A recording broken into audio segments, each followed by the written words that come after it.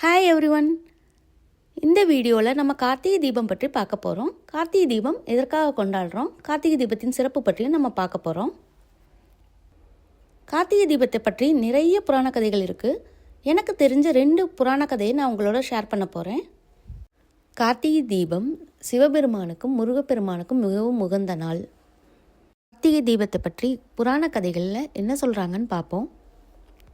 ஒரு சமயம் படைக்கும் கடவுள் பிரம்மாவுக்கும் காக்கும் கடவுள் மகாவிஷ்ணுவுக்கும் ஒரு வாக்குவாதம் ஏற்படுது. அவங்க 2 பேருக்கு இடையில் யார் பெரியவங்க அப்படிங்கிற வாக்குவாதம் ஏற்பட்டது. இந்த வாக்குவாதம் பல நாட்களுக்கு தொடர்ந்தது. சிவபெருமான் இவங்க 2 பேரோட வாக்குவாதத்தையும் பார்த்துட்டு இந்த வாக்குவாதத்தை முடித்து வைக்கணும்னு அவங்க முன்னாடி அக்னி வடிவத்தில் தோன்றினார்.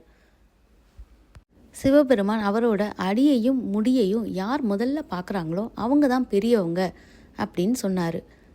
இதை கேட்ட பிரம்மாவும் விஷ்ணுவும் சரி என்றார்கள். விஷ்ணு வராக அவதாரம் எடுத்து பூமிக்கு அடியில் சிவபெருமானோட அடியை பார்க்கறதுக்காக சென்றார். பக்கம் பிரம்மா சிவனோட முடியை பார்க்கலான்னு அன்னப்பறவை அவதாரம் எடுத்து விண்ணுலகத்துக்கு பறந்து சென்றார்.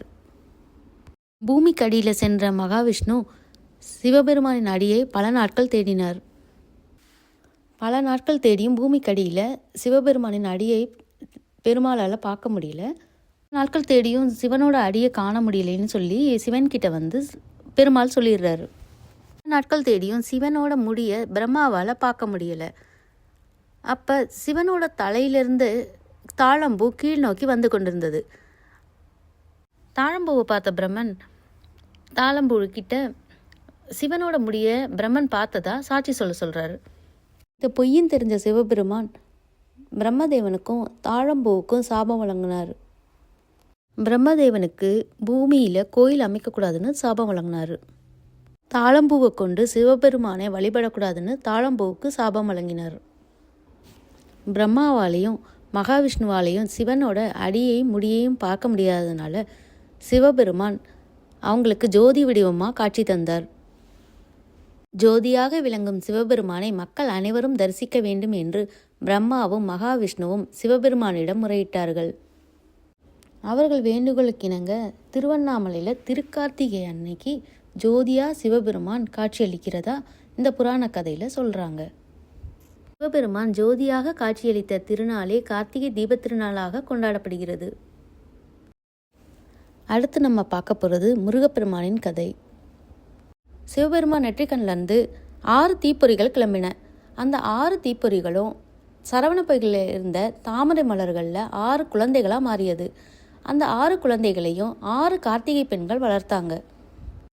பிறகு பார்வதி தேவி கார்த்திகை தீபம் அன்னைக்கு 6 குழந்தைகளை ஒன்றாக இணைத்து 6 முகங்களாக உருவாக்கினார்.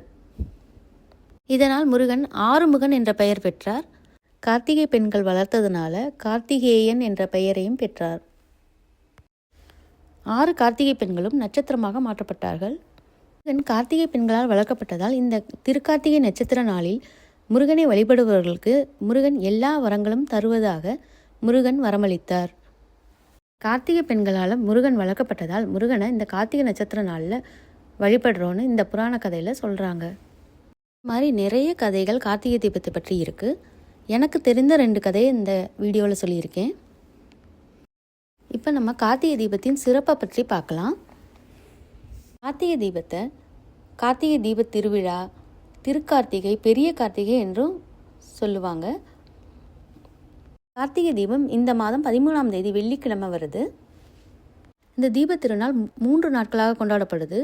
முதல் நாள் பரணி தீபம், 2ஆம் நாள் திருக்கார்த்திகை தீபம், 3ஆம் நாள் பாஞ்சராத்திர தீபம். திருவண்ணாமலையில் 10 நாள் திருவிழாவாக திருக்கார்த்திகை தீபம் நடைபெறும். 10ஆம் நாள் கார்த்திகை தீபம் அன்னைக்கு அதிகாலை காலையில் 4 மணிக்கு பரணி தீபம் ஏற்றுவாங்க. திருவண்ணாமலையில் திருக்கார்த்திகை அன்று மாலை 2668 அடி உயர மலையில் 5 அடி உயரமும் 250 கிலோ எடையும் கொண்ட கொப்பரையில் 3500 லிட்டர் நெய் ஊற்றப்பட்டு 1000 மீட்டர் காடா துணியால் ஆன திரியின் மூலம் சரியாக 6 மணி அளவில் இந்த மகா தீபம் ஏற்றப்படுகிறது.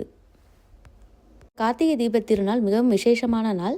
இந்த தீப திருநாளில் சிவபெருமானையும் முருகப்பெருமானையும் வழிபட்டு நாம் அனைவரும் மகிழ்ச்சியாக கார்த்திகை தீபத்தை கொண்டாடுவோம். இந்த வீடியோ உங்களுக்கு பிடிச்சிருந்தா லைக் பண்ணுங்கள், ஷேர் பண்ணுங்கள், சப்ஸ்கிரைப் பண்ணுங்கள். மறக்காமல் பெல் ஐக்கானையும் கிளிக் பண்ணுங்கள். தேங்க்யூ.